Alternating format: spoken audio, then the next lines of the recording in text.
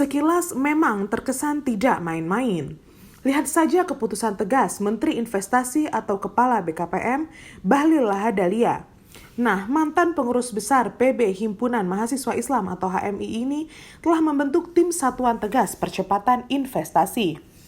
Hasilnya, mereka mengklaim sudah mencabut separuh izin usaha pertambangan atau IUP dari yang ditargetkan sebelumnya sebanyak 2.078 IUP. Dan pencabutan IUP tersebut telah selesai pada Mei 2022 lalu. Akibatnya, ada yang aman dan ada yang terhempas. Bahlil Lahadalia menjelaskan saat ini IUP yang telah dicabut mencapai 1.118 atau 53% dari rekomendasi IUP dari Kementerian ISDM. Dari total izin mencapai 2.078 IUP selesai sudah 1.118. Berarti ada sisa sekitar 900-an lagi. Harusnya Presiden menargetkan selesai bulan April.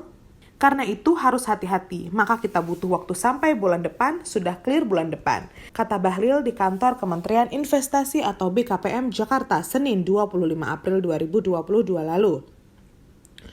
Bahlil mengaku ada 4 kriteria IUP yang dicabut pihaknya dari pengusaha, yaitu dipakai untuk digadaikan bank, diambil lalu dijual beli, lalu IUP ditaruh pada pasar keuangan tanpa implementasi di lapangan, hingga IUP ditahan sampai nanti baru dikelola.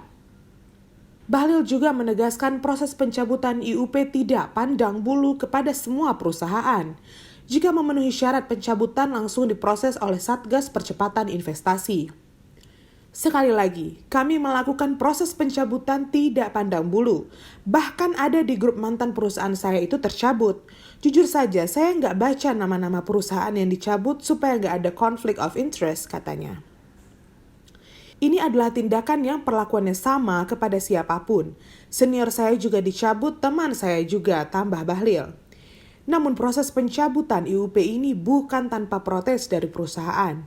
Bahlil menyebut ada 227 perusahaan yang melayangkan keberatan atas pencabutan IUP. Nah, 160 perusahaan diantaranya sudah diundang untuk melakukan klarifikasi, dan 114 perusahaan yang telah hadir dan sudah melakukan klarifikasi. Sampai saat ini, Bahlil juga masih membuka ruang diskusi bagi perusahaan yang masih keberatan terhadap pencabutan IUP ini. Segendang sepenarian, langkah serupa juga dilakukan pemerintah Aceh. Ini sejalan dengan pembentukan tim evaluasi IUP mineral dan batu bara. Berdasarkan keputusan Gubernur Aceh nomor 540-1211-2022 yang ditandatangani pejabat atau PJ Gubernur Aceh Ahmad Marzuki tanggal 26 Agustus 2022 lalu. Tim ini diketuai oleh Kepala Dinas Penanaman Modal dan Pelayanan Terpadu 1 Pintu Aceh dan anggota Kepala Dinas Energi dan Sumber Daya Mineral Aceh, Kepala Dinas Lingkungan Hidup dan Kehutanan Aceh.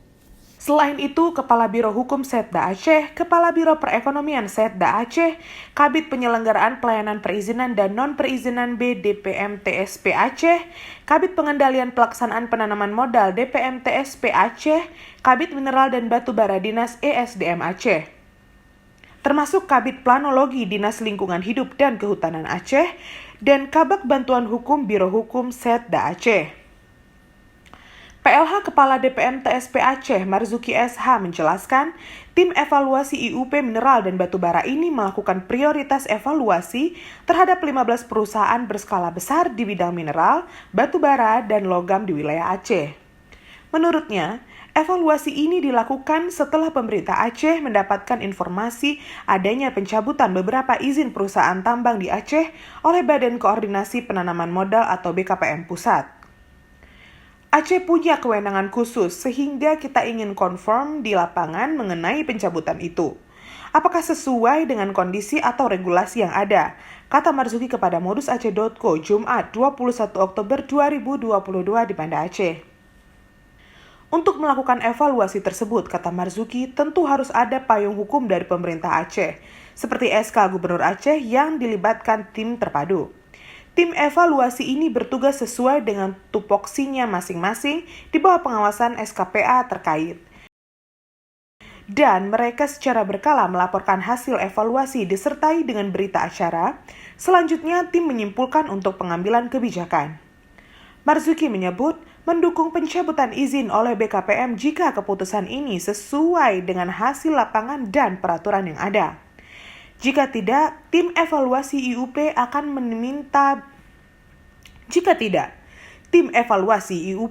meminta BKPM memulihkan kembali perusahaan yang dimaksud. Jika kondisi di lapangan sesuai, kita akan mendukung apa yang telah dilakukan BKPM. Namun jika tidak sesuai, kita minta supaya dipulihkan, jelasnya. Sejumlah perusahaan tambang tersebut saat ini tersebar di beberapa wilayah kabupaten di Aceh, misalnya Kabupaten Nagan Raya, Aceh Barat, Aceh Jaya, Aceh Selatan, Subulu Salam, Aceh Besar, Aceh Barat Daya, Aceh Tengah, dan Bener Meriah. Kalau di Aceh Barat dan Nagan Raya rata-rata bergerak di bidang batu, bara, dan emas. Aceh Jaya pada bidang tambang emas, Aceh Selatan dan Abdia pada tambang biji besi. Jadi ini yang skala besar kita lakukan evaluasi, sementara yang skala kecil kita minta bantuan pengawasan dari kabupaten. Dan apabila ada hal-hal yang tidak sesuai diharapkan segera menyampaikan kepada kita, harap Marzuki. Dari hasil evaluasi tersebut ditemukan sejumlah perusahaan yang tidak melakukan aktivitas produksi maksimal, meski mereka mengantongi izin. Artinya, mereka tidak berkontribusi kepada daerah. Sebab itu, kata Marzuki, tim evaluasi dibentuk untuk memastikan kegiatan sesuai dengan izin yang diberikan. Jika tidak, bisa jadi pemerintah daerah masuk sebagai pemenang saham, sehingga kepentingan pemerintah daerah terjamin dengan adanya perusahaan daerah di dalamnya. Tak hanya itu, sejumlah perusahaan tersebut disinyalir tidak membangun kesempatan bagi warga sekitar. Tujuan utamanya bagaimana izin yang diberikan itu bisa dimanfaatkan semaksimal mungkin untuk kemakmuran rakyat dan berdampak positif bagi daerah. Minimal bisa menambah pendapatan dari komoditi yang diproduksi, jelas Marzuki. Begitu sebaliknya, apabila perusahaan yang telah memiliki izin namun tidak berkontribusi, pemerintah Aceh dengan tegas akan memberikan sanksi melalui teguran 1, 2, dan 3, bahkan sampai ke pencabutan izin. Karena pencabutan izin sudah dilakukan BKPM terhadap beberapa perusahaan dan kita memperkuat selama apa yang dilakukan pemerintah pusat sejalan dengan kebijakan pemerintah daerah, tegasnya. Sebatas ini itu tidak ada masalah. Yang jadi soal adalah, benarkah ucapan Marzuki itu? Atau jangan-jangan tim evaluasi sesuai keputusan Gubernur Aceh hanya justru untuk memuluskan jalan bagi para pengusaha, sohib dan kroni yang memiliki hubungan dengan pengusaha Aceh saat ini? Dugaan ini tidak berlebihan. Sebab lihat saja kebijakan pemerintah Aceh sebelumnya atau menjelang paruh akhir kepemimpinan Gubernur Aceh Nova Iriansyah. Ironis, ada 15 IUP perusahaan baru yang dikeluarkan Nova dalam kurun waktu 6 bulan pada 2022 lalu.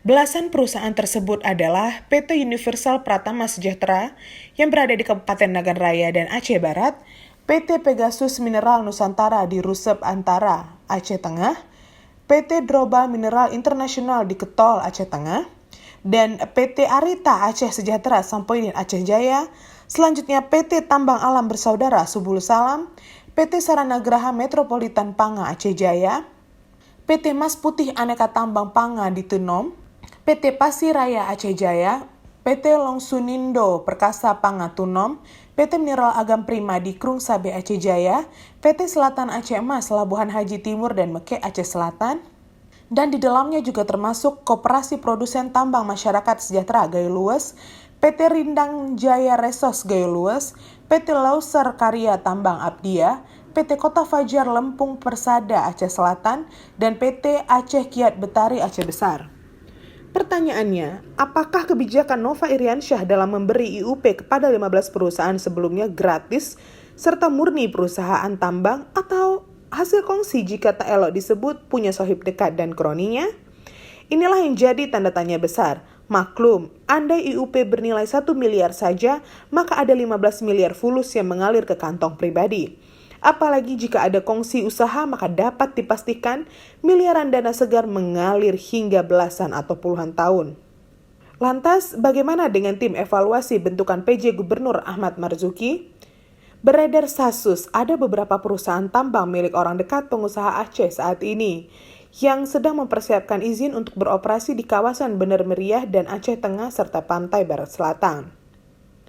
Nah, terlepas dari semua itu, tahun 2017 lalu, Transparency International Indonesia merilis hasil penelitian mengenai kerawanan dan risiko korupsi pada pemberian izin pertambangan. Ketidakjelasan mekanisme pelelangan wilayah izin usaha pertambangan WUP menjadi salah satu titik rawan korupsi. Karenanya muncul beberapa pertanyaan berikut. Bagaimana dengan IUP yang telah dikeluarkan Nova Iriansyah dan yang akan diterbitkan oleh Ahmad Marzuki? Belum lagi soal kurangnya transparansi dan akses publik pada informasi mengenai IUP, termasuk koordinasi antar instansi pemerintah, dan belum kuatnya kerangka peraturan dalam mendukung tata kelola pertambangan. Dampaknya terjadi persaingan yang tak sehat dan menutup kesempatan pemerintah untuk mendapat perusahaan terbaik. Kerawanan praktik korupsi juga terjadi saat pengawasan informasi mengenai IUP dan perusahaan yang mendapatkan izin tak bisa diakses publik. Sebabnya, database perusahaan pemegang IUP tak akurat dan pengawasan IUP dari masyarakat sipil semakin lemah.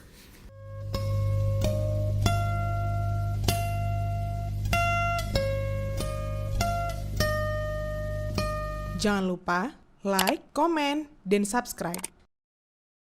Serta aktifkan lonceng notifikasi.